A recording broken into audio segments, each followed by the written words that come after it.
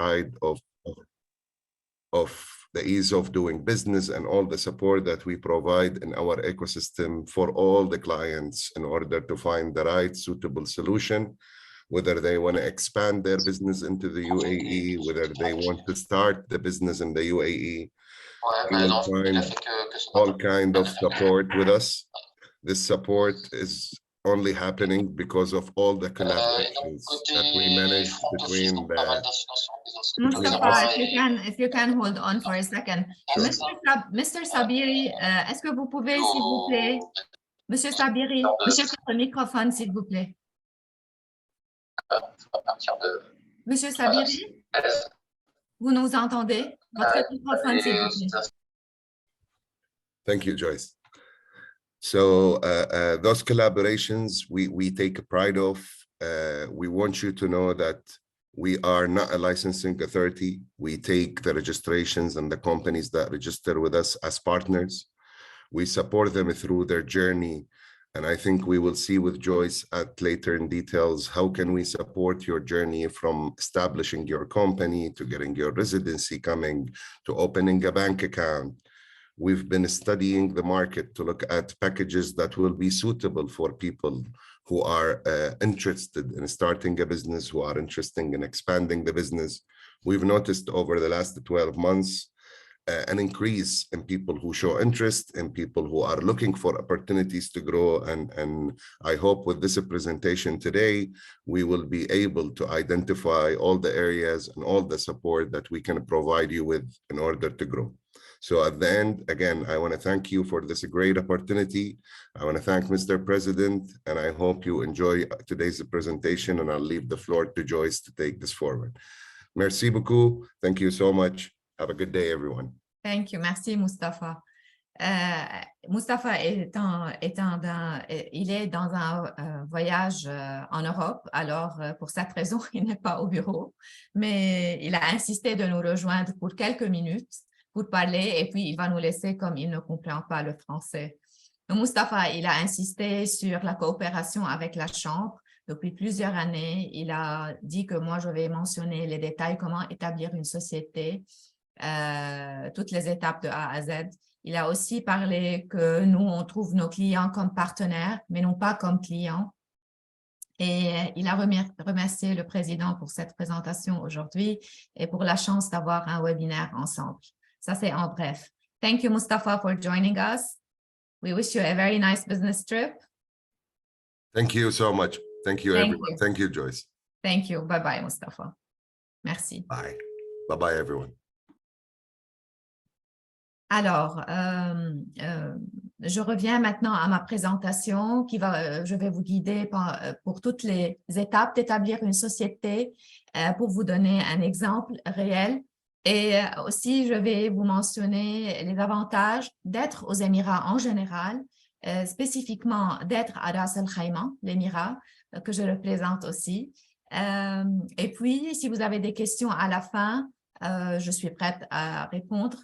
Et j'ai aussi la chance aujourd'hui d'avoir avec moi Stéphane, qui est un client de Rakaz depuis plusieurs années. Il va parler à propos de l'expérience qu'il a eue avec Rakaz depuis plusieurs années.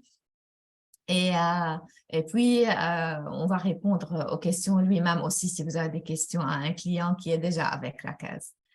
Premièrement, je vais commencer à de nouveau remercier Monsieur le Président, Monsieur Renan, que je travaille avec depuis plusieurs années. On était avec des événements live, réels à Paris et aussi des webinaires pendant le timing de COVID. Ensemble, je remercie Dominique qui a organisé tout ça. Je vais commencer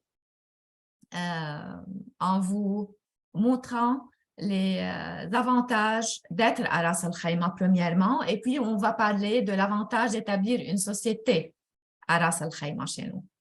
Alors, vous voyez les photos de Ras Al Khaimah qui est un émirat où il y en a la mer, les montagnes, le désert en même temps, ce qui est un peu unique à propos de Ras Al Khaimah, qui est un des 7 émirats qui est aux Émirats arabes unis. Je vois pendant les participants que j'ai quelques clients, j'ai quelques connexions. Je vous remercie de nous rejoindre aujourd'hui.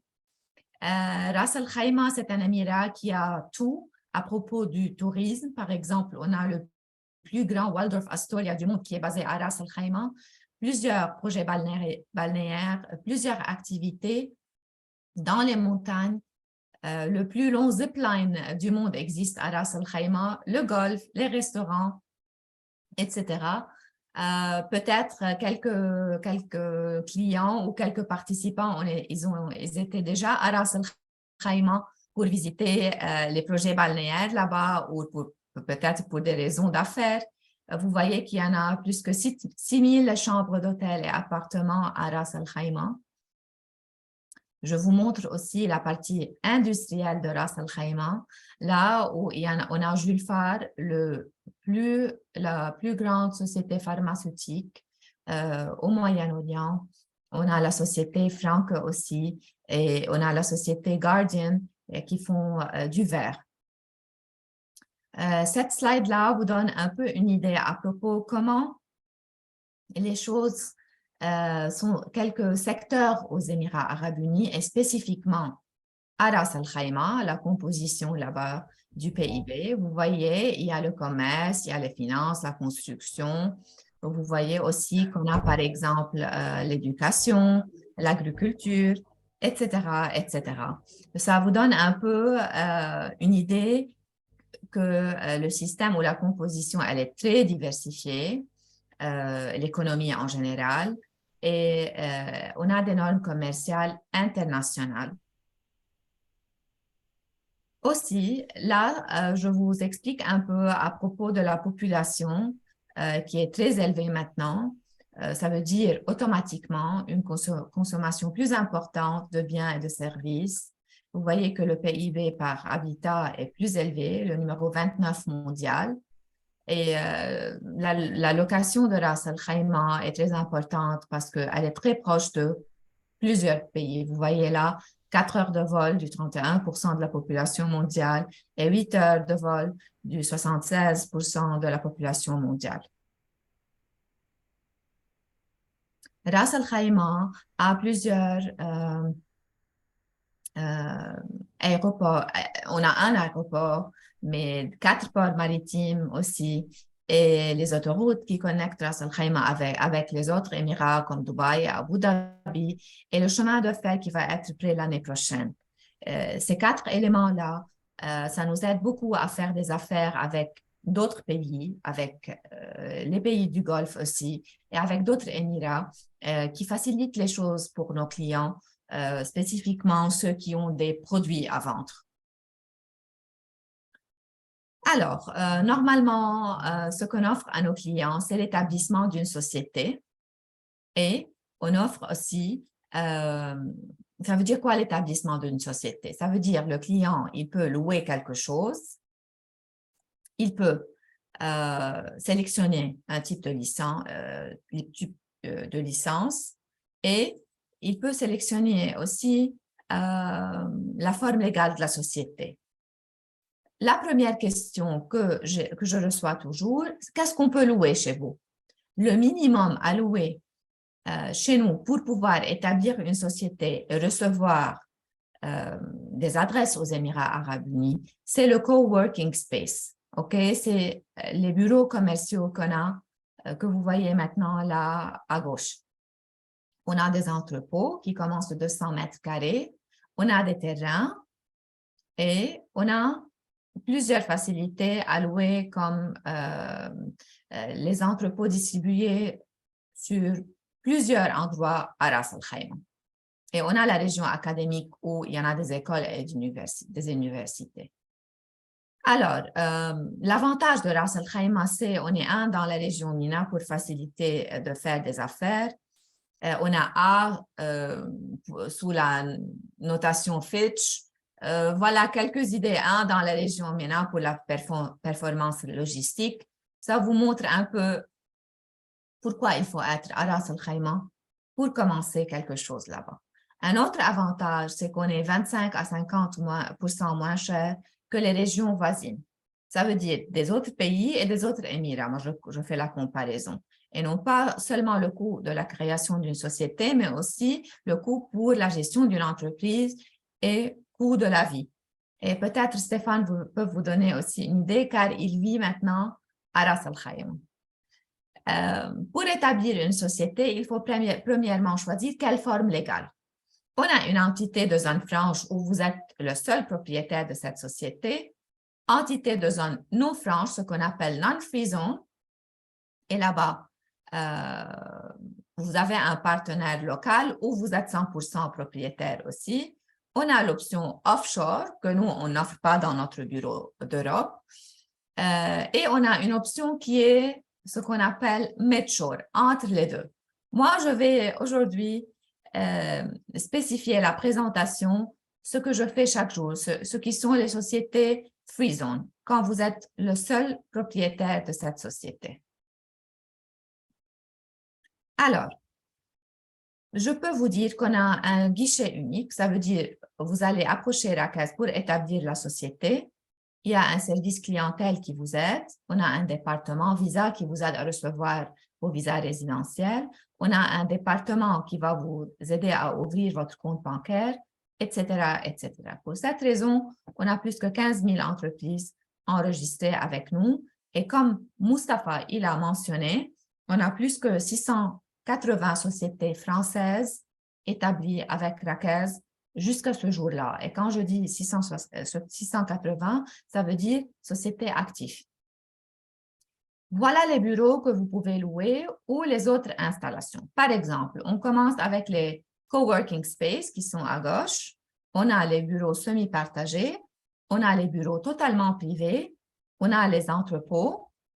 On a les terrains pour le développement de projets et le logement, ce qui fait les choses plus simples pour les clients qui ont besoin d'un entrepôt. Pour sélectionner un type de licence, une licence, il faut alors sélectionner qu'est-ce que vous voulez faire aux Émirats.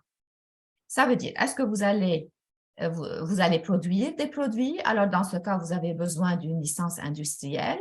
Est-ce que vous avez besoin d'une licence educational, ce qu'on appelle éducative? Est-ce que vous avez besoin de vendre en ligne, la licence e-commerce? Est-ce que vous avez besoin d'une licence commerciale pour vendre des produits? Ou est-ce que vous avez besoin d'une licence média, par exemple, pour avoir une agence de pub? Ou est-ce que vous allez faire le conseil, qui est la licence la plus commune, je peux vous dire, ou demander, parce qu'on a la licence conseil dans le IT, project management, ingénierie, plusieurs domaines, plus qu'une centaine de types de licences. Dès que vous sélectionnez quel type de licence et quelle forme légale vous voulez avoir, là, on va vous dire dans quel endroit votre bureau ou votre coworking center va être à Ras Al Khaimah.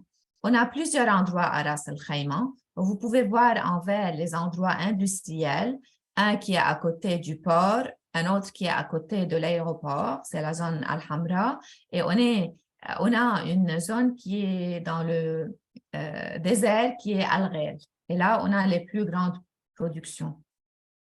On a la zone académique qui est en bleu, et on a aussi les zones d'affaires à Ras Al Khaimah, Al-Hamra ou Al-Nakhil, qui sont les deux bureaux là où on a nos clients qui ont des bureaux privés et où on a aussi nos centres de services de clientèle et on a aussi nos employés. Ils sont basés dans ces deux endroits en bleu clair.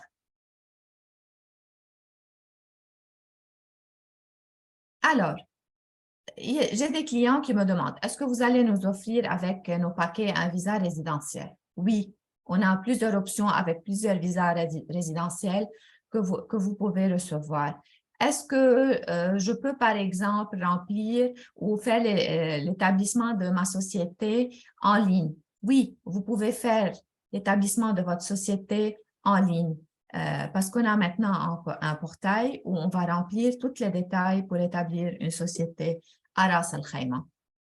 Est-ce que vous avez le service d'ouverture du compte bancaire? Oui, on a un département qui peut vous aider plus tard. Est-ce que je peux sponsoriser mes membres de famille? Sûrement, notre département Visa va vous aider à faire tout ça. Est-ce que je peux utiliser un service VIP? Oui, sûrement, on a aussi un service VIP. Alors, toutes ces questions, on peut vous répondre et vous aider en vous disant quel département est spécifié pour vous aider dans ce domaine que vous voulez. J'ai des clients qui ont besoin de louer une voiture. On a un département qui aide aussi. On essaye de faire les choses plus simples pour nos clients. Maintenant, la dernière question est toujours, quel type de licence ou quel est le paquet que vous allez m'offrir? On a plusieurs paquets, comme vous voyez. Je demande toujours le client 3 questions. Qui va être le propriétaire? Qu'est-ce que vous avez besoin de louer?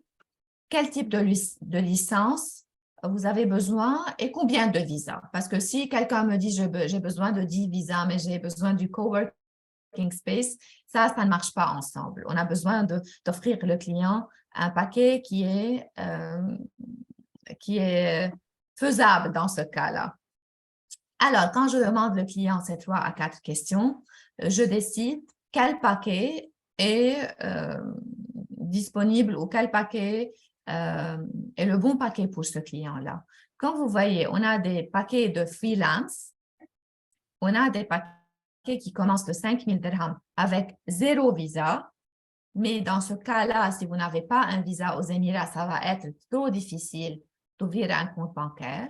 Dans ce cas-là, j'offre ce paquet-là à quelqu'un qui a déjà une société aux Émirats ou à quelqu'un qui a un visa envers une autre société. On a des paquets pour les femmes qui sont moins chers et qui offrent des avantages. On a l'option holding. Ça veut dire si vous avez besoin d'une société holding, vous pouvez commencer par 10 000 dirhams par an. On a les options e-commerce pour les clients qui ont besoin d'offrir des produits et des services en ligne. Et on a aussi les paquets Train and Tutor Remotely, ça veut dire les paquets éducationnels en ligne.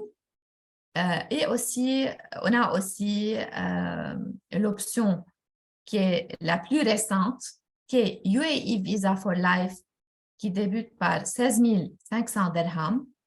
Et ça, c'est le paquet qui est très récent, qui offre une somme tout inclus. Ça veut dire le client, il n'a pas besoin de penser qu'est-ce que je dois rajouter, des petites sommes, etc.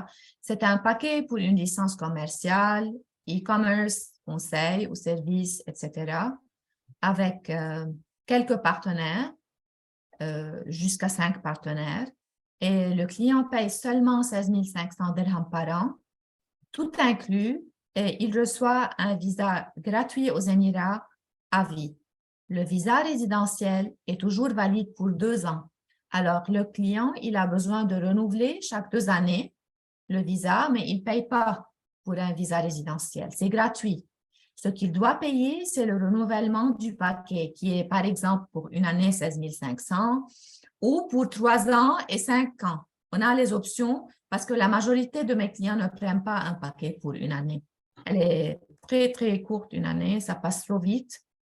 Les paquets de 3 ans, par exemple, ils montrent plus de crédibilité et le client, il évite de renouveler chaque année.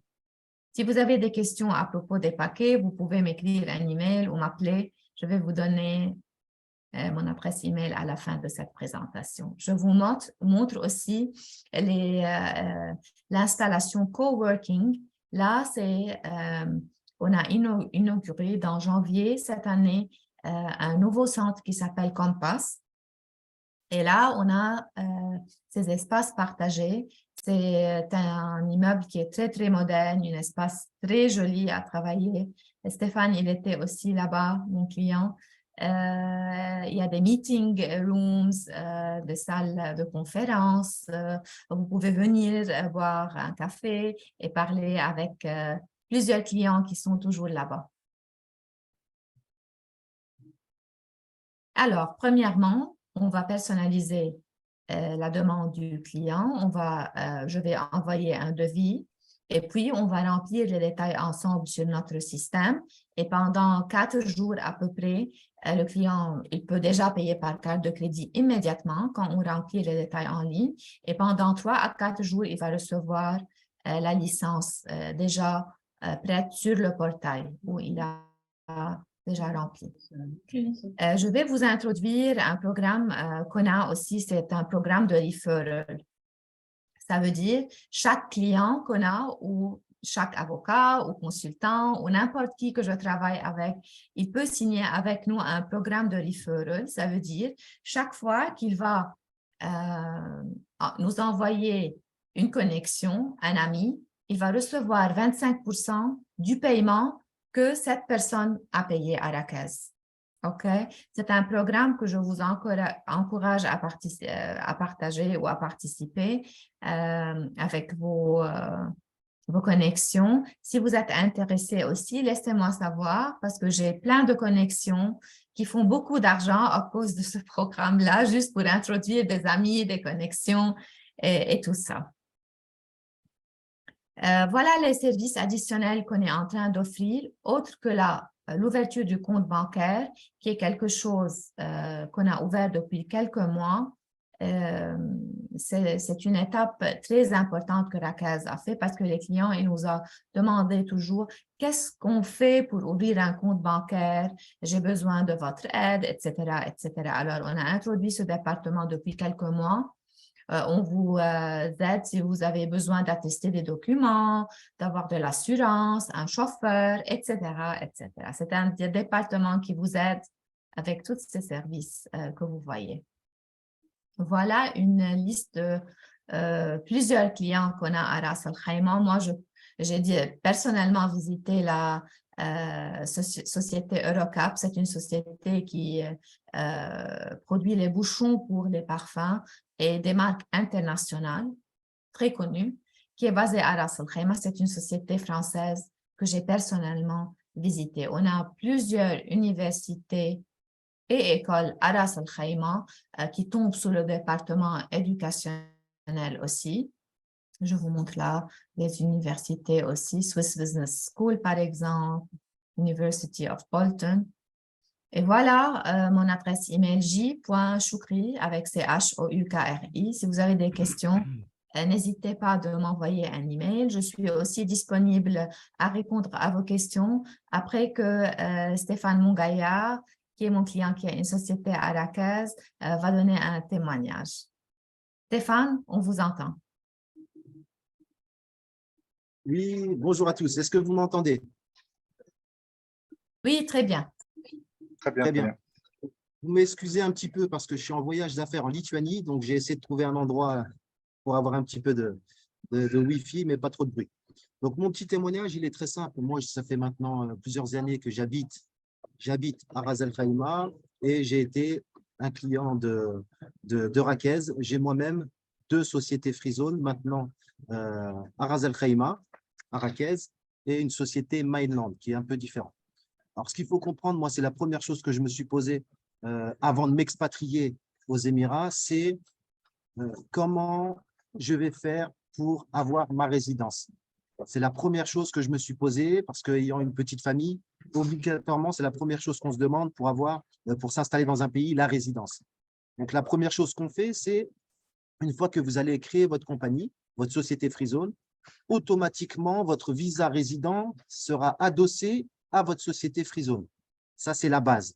C'est-à-dire qu'à partir du moment où vous avez créé votre société Freezone, vous allez obtenir votre visa résident et votre ID card, l'ID card qui est l'équivalent de la pièce d'identité. D'accord? Donc, ça, c'est les étapes à avoir. Concrètement, maintenant, avec Rakaz, parce qu'il faut savoir que Rakaz, pour moi, connaissant bien toutes les Freezones de tous les Émirats, parce qu'il faut savoir qu'il y a 7 Émirats, pour moi, Rakaz est une des Freezones la plus performante. Parce qu'en 2 semaines, 3 semaines maximum, vous pouvez avoir votre résidence. Alors, dans un pays comme les Émirats, c'est très, très bien. Donc, une fois que vous avez votre résidence, ce qui est bien, c'est que vous pouvez vous installer. Aux Émirats, c'est très facile. En 48 heures, vous pouvez prendre un logement facilement. Alors, l'environnement, moi, concrètement, maintenant, maintenant que je suis installé à Ras El Khaimah, moi, j'ai une société de consulting. Donc, je fais aussi du consulting pour les gens qui veulent s'installer en partenariat avec Joyce. Donc, on travaille ensemble. Il y a beaucoup de familles sur lesquelles j'ai eu affaire. Donc, on les a installés. Maintenant, ils habitent maintenant aussi aux Émirats. Mais il faut savoir une chose, c'est que Rakez est une free zone sur laquelle vous domiciliez votre compagnie. Mais vous pouvez très bien habiter dans un émirat qui est collé à côté, par exemple comme Umm El Quwain. Il y a beaucoup de gens qui habitent à Dubaï, mais qui ont leur société à Rakez. Donc ça, c'est ce qu'il faut retenir.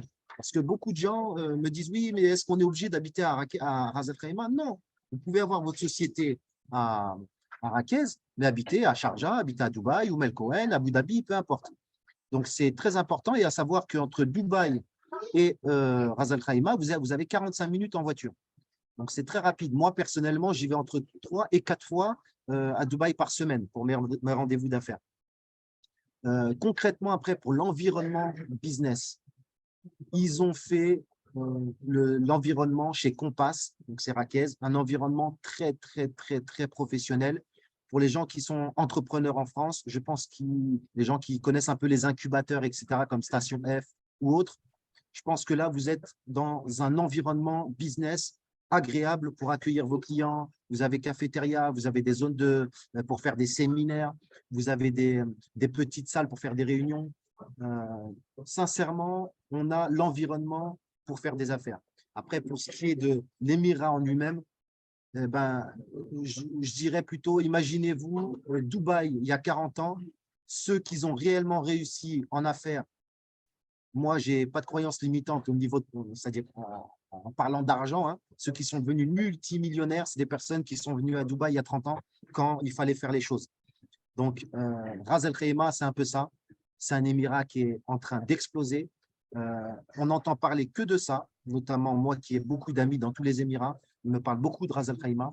Et il y a beaucoup, beaucoup, beaucoup d'opportunités, que ce soit dans l'industriel, que ce soit dans le conseil, que ce soit dans l'immobilier, que ce soit dans tout ce qui est informatique. Vraiment, on a beaucoup, beaucoup de choses à faire à Ras Al Khaimah. Et voilà, j'en dirai pas plus parce que j'ai beaucoup de choses à dire, mais j'en dirai pas plus. Voilà, c'était mon petit témoignage. Et n'hésitez pas pour les personnes qui veulent s'installer aux Émirats. Je fais aussi du conseil, mais je suis aussi, moi, sur place. Et donc, bien souvent, des fois, Joss m'appelle d'ailleurs s'il y a besoin de quelque chose pour faire les documents, c'est-à-dire vous savez, on passe des étapes pour avoir les papiers, c'est-à-dire la visite médicale, les empreintes, les photos, etc. Moi, je suis sur place. Pour ces choses-là, c'est gratuit. Je peux venir vous récupérer si vous êtes à l'hôtel à Ras Al Khaimah. Je vous emmène dans les administrations et on s'occupe de tout. D'accord? Donc voilà, ça, c'est mon petit témoignage. Et je vois qu'il y a des gens qui sont connectés sur lesquels j'avais donné le lien et c'est très bien. Voilà, voilà. Merci beaucoup, Stéphane. Merci. Stéphane, il a commencé comme un client de la caisse premièrement là-bas. Et il est venu avec la famille à Ras Al Khaimah. Et maintenant, je ne sais pas si vous pouvez parler, mais il a beaucoup de projets à Ras Al Khaimah. Oui, Vous oui, pouvez alors, donner un moi, exemple, comment vous avez commencé et maintenant quel projet que vous avez inauguré la semaine passée ou depuis 2 semaines. oui, oui. Alors moi, c'est ça. Bon, j'ai ma société de dans laquelle je fais du conseil. Donc, je fais de l'implantation de sociétés, je fais du management pour les sociétés qui veulent s'implanter, que ce soit aux Émirats, mais dans le monde entier, hein. Donc, je fais ça beaucoup aussi pour l'Afrique, l'Europe, etc. Je fais du management pour les personnes qui veulent structurer leur compagnie aussi pour le développement à l'international. Donc, ça, c'est pour ma société de consulting basée à Rakez. Après, pour ce qui est de ma société maintenant, je suis en train d'ouvrir un très beau restaurant, notamment dans le plus grand mall de Ras Al Khaimah, dans le food court. Donc, ça ouvre d'ailleurs au mois de décembre. Ouais. Pour ceux qui voudront venir, c'est à Manar Mall, c'est le plus grand mall de Ras Al Khaimah et je suis collé à McDonald's. Donc, c'est simple, je suis le seul particulier qui est autour de grosses chaînes McDo, KFC, Burger King. Donc, moi, je Bonne chance serai juste à côté. avec votre Voilà. restaurant à Ras Al Khaimah. Et donc, voilà. Donc, oui, il y a pas mal de projets. Là, en ce moment, je suis en Lituanie parce que justement, je vais travailler entre les Émirats et la Lituanie avec ma nouvelle société FinTech aussi que je suis en train de lancer. Donc, c'est un peu spécial, hein, c'est sur la crypto-monnaie. Donc, j'ai une licence régulée par la Lituanie. Donc voilà, il y a pas mal de choses et j'ai des partenaires, mes anciens partenaires de France qui font partie du MEDEF. Euh, donc voilà, c'est des personnes avec lesquelles je travaillais déjà euh, très, très, très bien. Donc c'est des personnes qui vont aussi vouloir s'installer aussi à Ras Al Khaimah. Pourquoi? Parce qu'ils veulent développer à l'international. Il faut comprendre que quand on est aux Émirats, en fin de compte, on a une adresse internationale et voilà. Et donc, on essaye de mettre ça en place tout doucement. J'ai un ami à moi aussi qui est avocat, qui va aussi s'installer, qui est un avocat au barreau d'Avignon, donc qui va s'installer. On va faire un bureau de consulting aussi. Donc voilà, j'ai pas mal de projets. Donc, on essaie de structurer tout ça. Merci Stéphane. Et bonne chance. Je Merci. reçois aussi toujours la question qu'est-ce qu'on doit préparer comme documentation pour commencer. Je peux vous dire qu'il faut juste préparer votre photocopie passeport. Si vous avez jamais visité les Émirats, le tampon d'entrée, une copie aux Émirats, et c'est tout. On remplit les détails ensemble en ligne et on signe quand même les documents légaux en utilisant un video call ensemble. Et votre société est établie pendant quelques jours, comme je vous ai dit. C'est quelque chose qui est très simple, sauf si vous décidez qu'une société va établir une société aux Émirats. Là, il faut attester 3 à 4 documents de l'ambassade des Émirats à Paris, par exemple. C'est une exception, juste en cas où vous allez établir ce qu'on appelle succursale. Maintenant, je vous entends, Dominique. On peut prendre des questions. On a encore 15 minutes. Oui, merci Joyce, merci Stéphane pour vos présentations, vos interventions. Il y a quelques questions qui sont effectivement arrivées. Je vais les évoquer rapidement. Comme ça, vous pouvez, Joyce et Stéphane, y répondre à chaque fois. Joyce, la première question, elle est très simple. C'est peut-on créer une société directement depuis vos bureaux en Allemagne? Oui, sûrement. Pour cette raison, on a le bureau là. Moi, je travaille avec Raquel dans ce bureau-là depuis 14 ans et j'accompagne les sociétés françaises et allemandes, sûrement, comme je parle l'allemand aussi. Alors, vous pouvez tout simplement me parler, m'appeler ou m'écrire un email. Je vous donne mon numéro aussi et on peut faire un appel téléphonique ou sur Teams et discuter le file. Ou bien vous pouvez nous visiter où on fait toutes les démarches en ligne. Parfait. Donc, ça veut dire qu'on a besoin de se rendre finalement sur place qu'une fois que les papiers sont réalisés pour choisir son bureau, choisir éventuellement son implantation, mais toute la partie administrative peut se faire ici. Effectivement, ils n'ont pas besoin de venir en personne. Et ils ont besoin de venir aux Émirats pour une visite de 2 semaines pour finaliser le test médical et le Emirates ID, qui est la partie reliée au visa résidentiel. D'accord, parfait. Merci pour cette réponse. J'enchaîne tout de suite sur une autre question. Une société créée à Marrakech peut-elle établir ses activités dans tous les Émirats? Oui, ça dépend de quel type d'activité. S'ils vont vendre des produits, ils ont besoin de passer par un distributeur local, ça veut dire société émiratienne, pour vendre localement dans le marché. S'ils ont une société de services, effectivement, ils peuvent offrir les services à n'importe où. Et la majorité de mes clients, ils offrent les services à l'international. Ils sont des clients qui ont une société chez nous, mais qui facturent de la France à n'importe quel pays. D'accord. Existe-t-il chez Raquel un système de networking au sein de la Free Zone par secteur d'activité ou par origine des sociétés?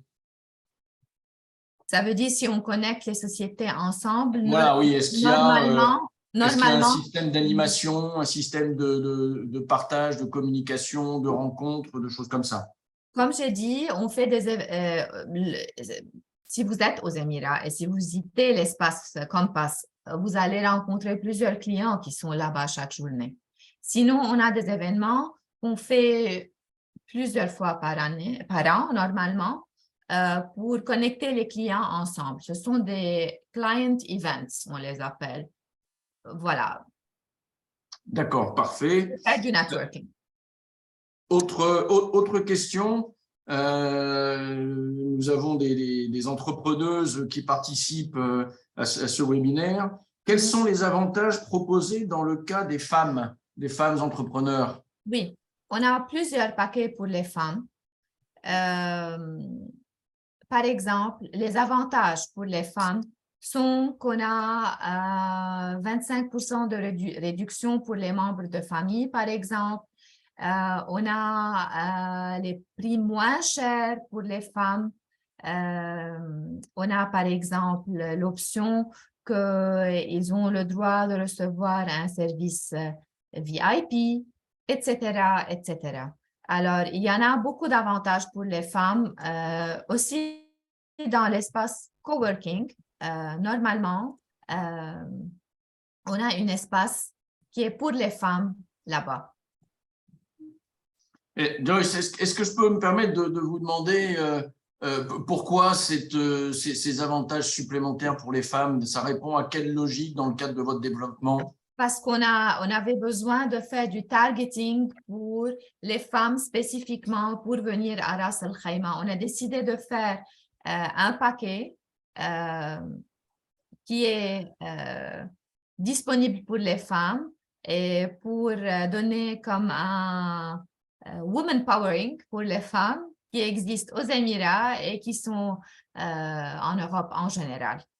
D'accord. Une question à laquelle je pense la réponse va être assez rapide. Le plus simple sera de prendre contact avec Joyce directement. Quelles sont les démarches à effectuer pour une société dans les services et conseils éducatifs en présentiel et à distance? On a les licences éducationnelles ou bien live, si vous avez besoin d'une licence pour faire le educational training live, ou le conseil éducationnel aussi. La même chose existe en ligne. Si vous avez besoin de donner, par exemple, des leçons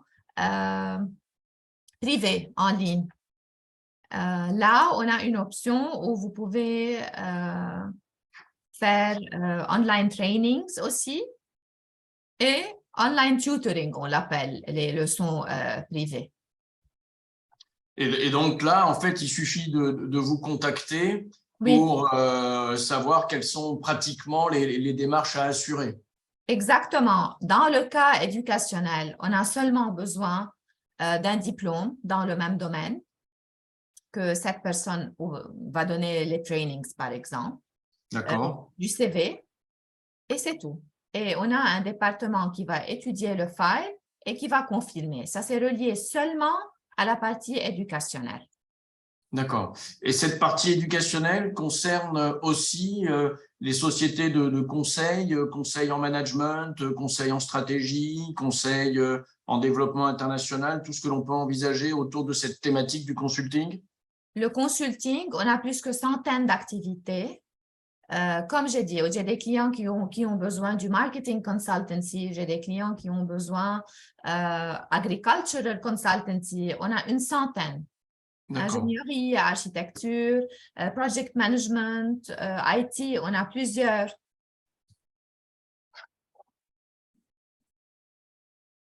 Allô? J'ai mis mes coordonnées. Oui, je vous entends très bien. Je vous entends, Dominique. J'ai mis mes coordonnées dans le chat. Est-ce que vous les voyez? Parce que j'ai reçu des questions si je peux envoyer le numéro portable. Alors non, on ne voit pas. On est au dernier slide. OK, je ne sais pas parce que maintenant, j'essaye de mettre, mais on le fera derrière en suivi, en envoyant un message mail en suivi de cette rencontre. Joyce, une autre question. Est-ce qu'une entreprise peut s'appuyer aussi en nouant des alliances avec un cabinet d'avocats pour un accompagnement global? Donc, je pense que la question, c'est est-ce qu'on peut s'appuyer et du coup, est-ce que vous avez, vous, des cabinets d'avocats avec lesquels les entreprises peuvent travailler de façon spécifique? Sûrement, parce que pendant ces 14 ans à Ras Al Khaimah, j'ai plusieurs connexions. Des avocats français qui sont basés aux Émirats, que j'ai pu rencontrer dans vos événements depuis 12 ans à Paris. Et j'ai plusieurs connexions. Par exemple, j'ai quelqu'un qui me demande comment vous pouvez m'aider pour un permis de conduire. Je connais Stéphane qui est à Ras Al Khaimah. Stéphane, vous pouvez aider ce client-là? Comment on peut faire? Oui, tout On à fait. Oui. reçoit toujours, par exemple, des questions. Moi, je vais faire mes audits. Est-ce que vous connaissez une société? On a une liste des auditeurs qui peuvent vous aider. On a aussi un département qui vous aide en cas où vous allez enregistrer votre société aux Émirats avec des programmes spécifiques avec le gouvernement ou le département, ministère de Finances ou n'importe quoi. On a plusieurs services qu'on offre avec ce département banking qu'on a et envers plusieurs personnes que je connais, les avocats, les consultants qui sont basés là-bas. D'accord. Tout à fait. Joyce, une double question. Oui. Alors, comment l'émirat de Ras Al Khaimah peut-il être de 20 à 50% moins cher que les autres émirats? Comment est-ce que vous arrivez à ce tour de force? Ça, c'est la première question. La deuxième question, c'est, je n'ai pas vu dans votre présentation d'indication des coûts d'implantation. Le coût d'un bureau dans un espace partagé ou le coût de la location d'un bureau fermé si je suis dans le conseil. Oui, alors je vous donne un exemple sur nos prix, premièrement. Maintenant, on a des paquets tout inclus, ça veut dire la licence. Vous louez un coworking space, l'enregistrement, les sommes administratives, un visa offert gratuit, toutes les petites sommes qui sont normalement nécessaires, le e-channel, le security check, tout ça. On a des paquets, j'ai noté ça en euros pour vous donner une idée, qui commence par 3 300 € par an. OK? On a d'autres paquets qui vous donnent un visa à vie et tout inclus avec les petites sommes. Ça commence avec 4 300 €. Ça, c'est le paquet que vous avez vu qui était pour 16 500 dirhams. OK? C'est 4 300 €. Maintenant, pourquoi Ras Al Khaimah est moins cher? Parce que automatiquement, c'est un émirat où les prix ils sont moins chers. Ce n'est pas aussi développé comme Dubaï. Automatiquement, vous pouvez louer un villa, beach villa, qui est à côté d'un projet balnéaire ou un appartement ou n'importe quoi, qui est automatiquement 25%. Stéphane, peut-être vous pouvez nous dire, vous avez loué quelque chose là-bas et… Tout à fait, tout à fait. Bon, pour donner l'exemple simple, parce que c'est vrai que quand on est en France, on ne peut pas comprendre rapidement ce que c'est, mais c'est un peu, par exemple, si vous êtes en région parisienne et vous vous écartez un peu de la région parisienne, donc automatiquement, le prix sera complètement différent, quoi. Donc l'émirat à Dubaï, ça explose, à Abu Dhabi aussi, et là, on est à Ras Al Khaimah. C'est un pays qui est en devenir, mais on a toutes les infrastructures. Alors moi, je me posais des choses simples. Est-ce qu'il y a Carrefour? Oui, on a Carrefour. Par exemple, à Ras Al Khaimah, voilà, c'est des choses aussi simples que ça.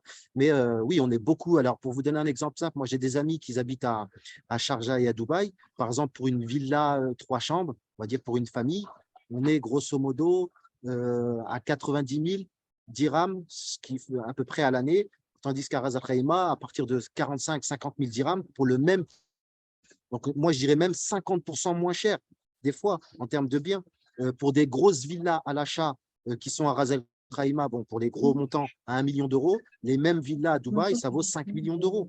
Voilà, donc on est complètement… vous avez des appartements en free zone pour des étrangers. Quand on parle de free zone, c'est pour des personnes de passeport français. Donc nous, on a autorisation d'acheter des appartements à l'achat à partir de 100, 150 000 €. On peut acheter un appartement à Mina El Arab avec une belle corniche, vue sur la marina, magnifique. Ça vaut 400 000, par exemple, à Dubaï, quoi.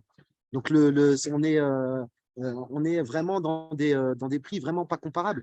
Et je dirais pour les personnes, pour ceux qui veulent aller dans la simplicité pour comprendre, vous allez sur un site qui s'appelle Dubizzle, D-U-B-I-2-Z-L-E, Dubizzle, c'est l'équivalent du Bon Coin.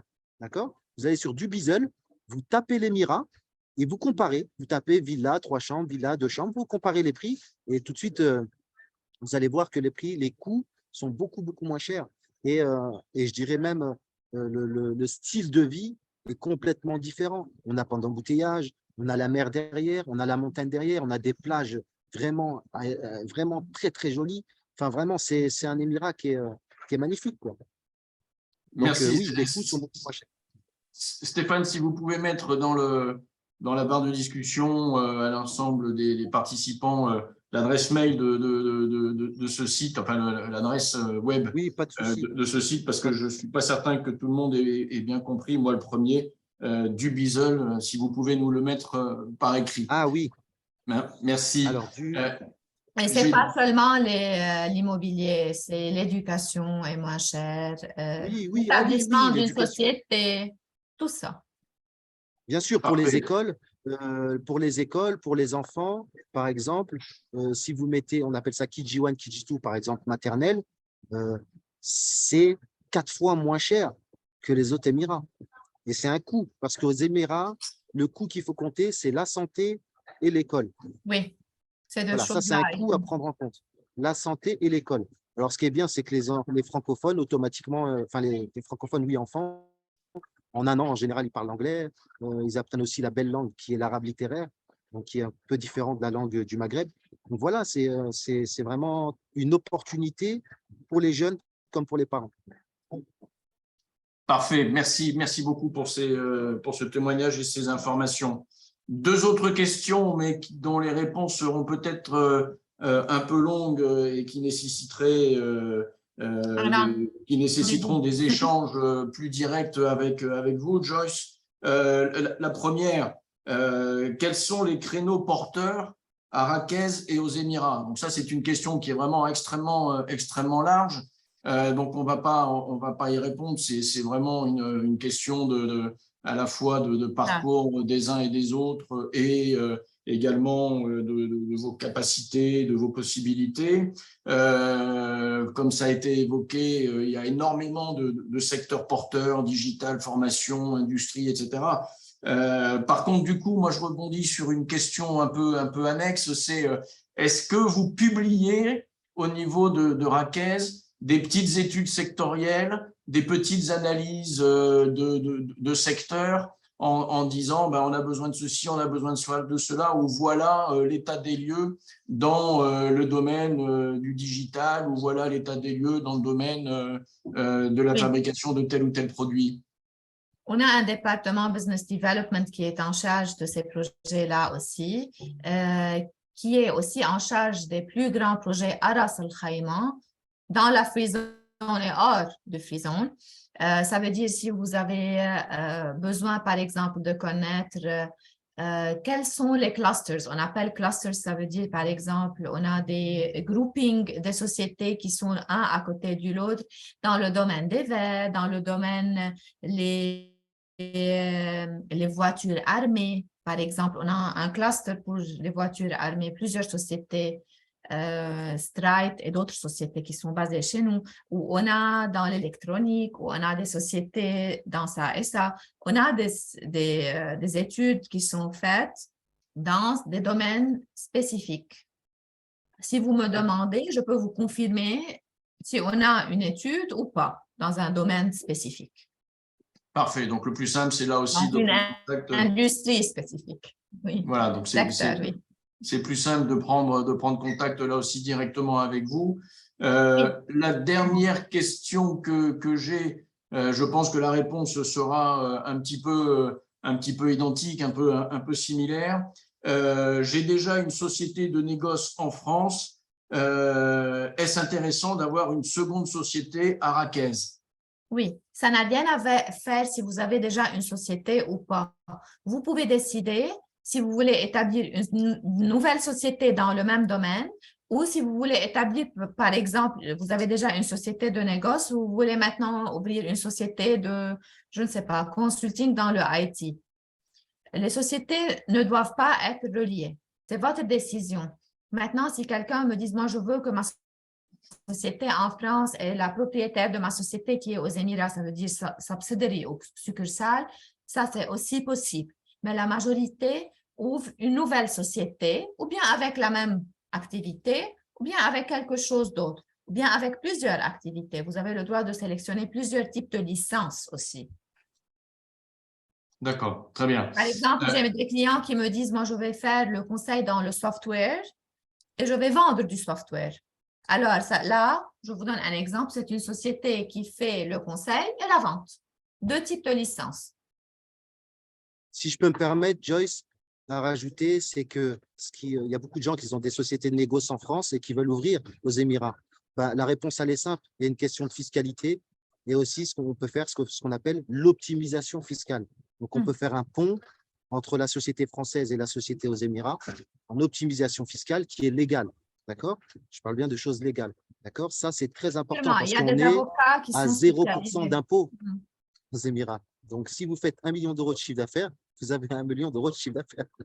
Là, c'est Seulement, pas comparable. pour cette raison, il y a des avocats et ce qu'on appelle des fiscalistes qui peuvent vous aider et vous expliquer comment faire les choses légalement seulement. Légalement, bien sûr. Oui, Dominique, on vous entend. Ben, c'était la dernière question Oui. à ma connaissance. Et derrière, je crois que on a fait pas mal on a passé on a bien fait un tour de la situation, des avantages. Les coordonnées de Joyce donc sont disponibles dans la barre de discussion. Il me semble qu'Axel Barou nous a quittés. Non, je suis là. Tu es là, Axel, peut-être un petit Ouais, mot. je suis D'abord, là. je te présente, Non, mais puisque je ne te connais pas ouais. nécessairement. Axel Voilà, donc, Barou est le nouveau responsable du bureau de Business France, un de nos partenaires, un des partenaires de la CCFA. Et donc, il est le responsable du bureau Moyen-Orient basé à Dubaï. Axel, un petit mot. voilà. Non, mais très rapidement. D'abord, moi, je suis là depuis 2 mois. Je suis arrivé. Alors, je reviens sur une zone sur laquelle j'ai beaucoup travaillé. Je voulais d'abord remercier le président Reina et toi, Dominique, pour cette invitation. Pour moi, c'est très, très utile. Ça fait 2 mois que je suis là. En charge du Proche Moyen-Orient, donc on a tous nos bureaux sur la zone, on couvre 8 pays avec des bureaux Business France. Et effectivement, cette présentation, bravo Madame Choukri, parce qu'elle est très très claire. Pour être tout à fait honnête, et d'ailleurs, moi j'avais une question, c'était est-ce qu'on peut la partager avec tout le monde, parce que voilà, j'imagine que ça pose pas de problème. Moi, je suis arrivé il y a le 1er septembre donc à Dubaï en charge de cette zone.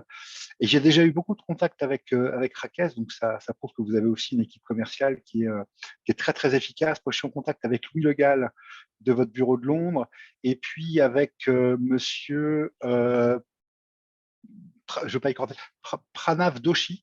Oui. Voilà, avec qui voilà, on doit organiser, je dois aller me déplacer pour aller visiter Oui. cette Il zone. est C'est mon vrai que pour collègue et nous, il est basé dans notre département Business Development.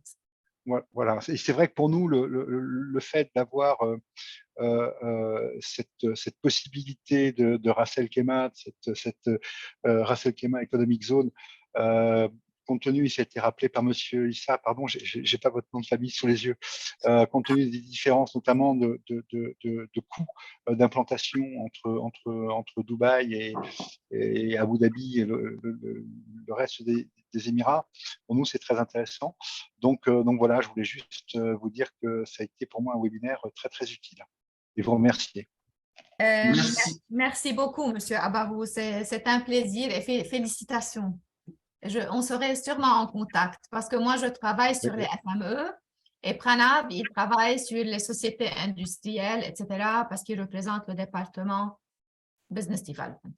Merci beaucoup. Merci Axel, merci Joyce pour cette séance extrêmement intéressante et extrêmement utile, je n'en doute pas. Joyce, peut-être un dernier mot, je crois que le président aussi a dû nous quitter. Je te laisse conclure cette rencontre. On pourra… Non, le président est encore là. Voilà. Bon, alors du coup, Joyce, je te retire la parole et je passe la parole au président pour conclure. OK.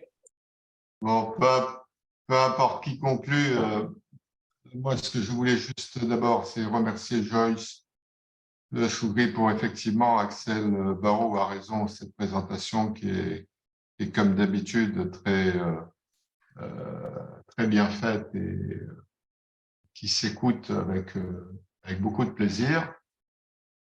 Remercier aussi Stéphane Mongaillard parce qu'il nous a montré par son témoignage que probablement, je parle un peu à sa place là, partant avec une idée pour s'installer dans cette zone économique, en fait, il a diversifié toutes ses activités.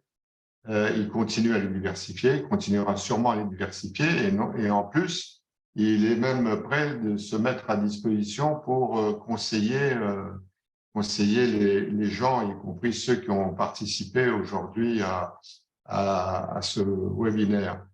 Donc, ce qui est intéressant dans son témoignage, c'est que, et je regardais les questions qui ont pu être posées par les intervenants, ce sont des questions qui à la fois demandaient à être guidées sur quel type d'activité il fallait favoriser.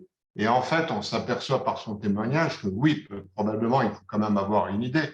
Mais après, sur place, on peut évoluer et diversifier ses activités. Dans les présentations que nous avons pu faire avec Raquel depuis un certain nombre d'années, je pense, Joyce, qu'il faut probablement créer peut-être une sorte de petit tableau qui pourrait montrer sur une dizaine ou une quinzaine de critères l'évolution sur les dernières années des demandes, des activités, pour que les gens qui se posent des questions puissent se dire « Ah ben, c'est peut-être ça le secteur à suivre » ou « c'est ce secteur-là qui ne se développe pas, mais moi, pourquoi je ne me développerai pas dans ce secteur ?» Et je pense que ça pourrait être un outil complémentaire à une présentation, c'est de pouvoir, alors je ne suis pas toujours très chaud sur les statistiques, mais de temps en temps sur des critères, voir l'évolution, ça peut améliorer la compréhension de nos interlocuteurs et de nos amis. Et nous, à la Chambre, on est là aussi pour un peu les guider. Enfin, à tous ceux qui ont participé aujourd'hui, je rappelle que Business France est présent à Dubaï, que Axel Barou a pris son poste de patron régional depuis septembre. Nous, on se connaît depuis un peu plus longtemps. Dominique, il le connaît depuis encore un peu plus longtemps. Donc, on suit son parcours dans les pays du Proche et du Moyen-Orient de très près parce qu'on a une relation proche avec lui. Mais c'est un interlocuteur pour nous aussi sur place. Et comme lui-même l'a exprimé, c'est un interlocuteur de Raquel, comme Raquel est sûrement un interlocuteur aussi.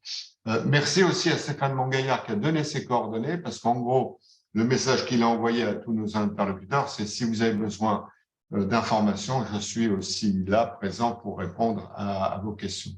Donc, merci infiniment à tous ceux qui ont participé. Merci à Joyce de sa présentation.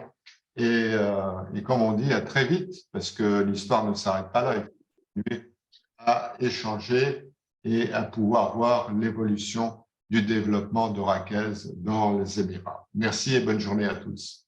Merci, Monsieur Renan. Merci pour ce webinaire. Merci à tout le monde. C'était vraiment très